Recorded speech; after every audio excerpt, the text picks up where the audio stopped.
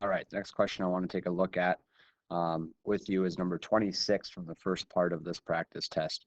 We'll look at the second part maybe next week when we meet face to face, but there's a couple of trouble questions I want to go over right now before we get to that point. So number 26 tells us that the measure of angle BAC, which is this angle right here, is equal to x plus 20. So what I'm going to do is I'm going to right away instantly as I read this, label that angle x plus 20 degrees. It also tells us that the measure of angle BAD is 90 degrees, which is labeled right here using this little box in the corner. And it wants to know what is the measure of angle CAD. Well, if we remember anything about complementary angles, we know that this angle here and this angle here together have to equal 90. Because we know this is x plus 20, this one is just going to be 90 minus that. The whole thing is 90. And if we take away this part right here, we're going to be left with the part we're looking for right here. So all we have to do here is we have to take 90 and we're going to subtract that angle that's given, x plus 20. So we could think of this as 90 minus x minus 20, which comes to be 70 minus x when we combine those like terms. So the answer here would be G. Next question, number 27, we had some troubles with. This is actually a very simple question. It goes back to dealing with special triangles. In this triangle that's given, we know that we're dealing with an isosceles triangle. Isosceles triangles have two legs that are congruent. And remember that if the sides are congruent, the angles opposite them have to be equal. And because this is 90, we would have 90 degrees left over, which makes this 45 and 45. Remember that the sum of the angles in a triangle has to add up to 180. So we know that this is a 45, 45, 90 triangle. And that's one of the special triangles we learned about in geometry. In a 45, 45, 90 triangle, we have a rule that says your hypotenuse is always going to be equal to the square root of 2 times the leg. Okay, so we know the hypotenuse, this side is opposite the right angle, so this would be my hypotenuse, and these two sides would be the legs. So in this case, we know that the hypotenuse is 8 square root 2. So we're just going to plug that into our equation. We have hypotenuse is 8 square root 2 equals the square root of 2 times the leg. And we divide by the square root of 2, divide by the square root of 2, and we end up with 8 is equal to the leg. So based on that information, I kind of have a mess here, but we know that this leg right here is going to be 8 units long, as well as the one over here. This will also be 8 units long. Perimeter is the total distance around the outside, so to find the perimeter, we need to add up those sides. So the total sides is going to be 8 plus 8, the two legs we just found, plus 8 square root 2, and we combine these two to get 16 plus 8 square root 2. We can't put those two together. They're not like radicals, so our answer here is going to be 16 plus 8 square root 2. The one thing to take away from this problem is this formula right here. For 45, 45, 90s, the hypotenuse is equal to the square root of 2 times the leg. All right, another question to take a look at here is number 28.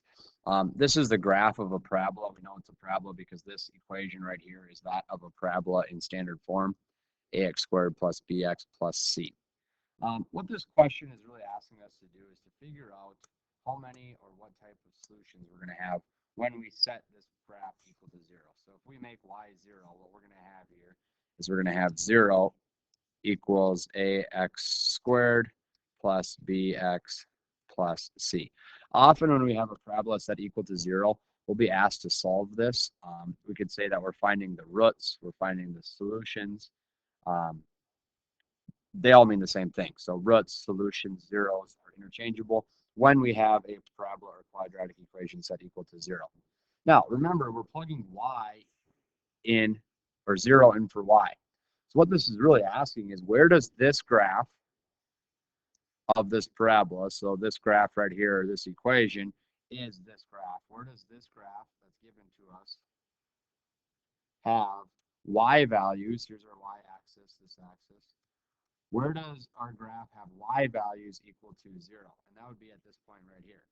So if we look at this, our graph has a y value equal to 0 right here and right here. And therefore, those two values are our solutions. Again, you can just think of this as the question is basically asking where does this curve equal 0 or touch the x-axis. And we notice that one of these intersections right here is on the positive x-axis and one is on the negative x-axis. So therefore, we have two real solutions. One of them is going to be positive and one of them is going to be negative. So the answer here would be H. Just kind of a quick reminder as we're looking at this, if our graph looked like this, where there was no intersections, this would have no real solutions.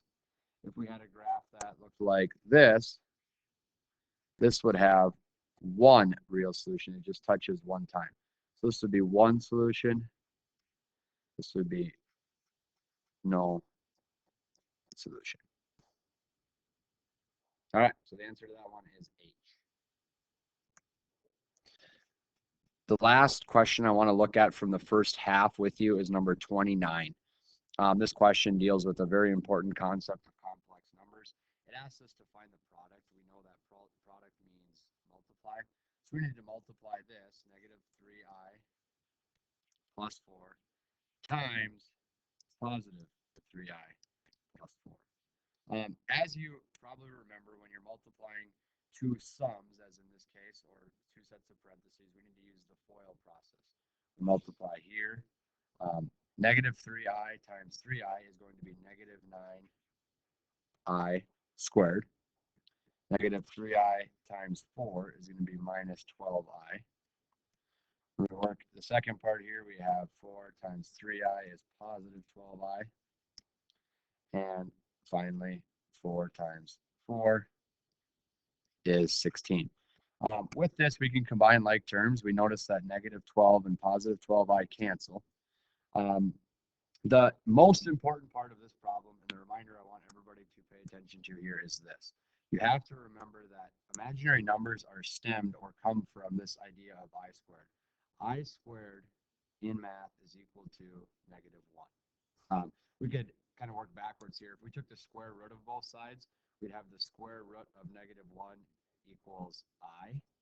And both of these are true statements. They're saying the exact same thing.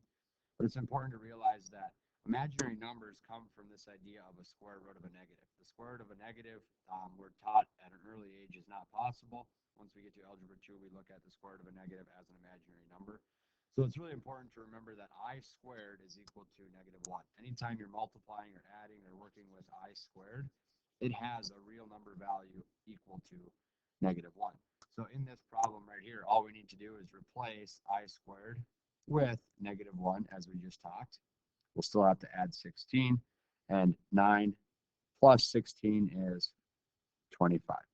So the answer to this problem is actually a real number, 25.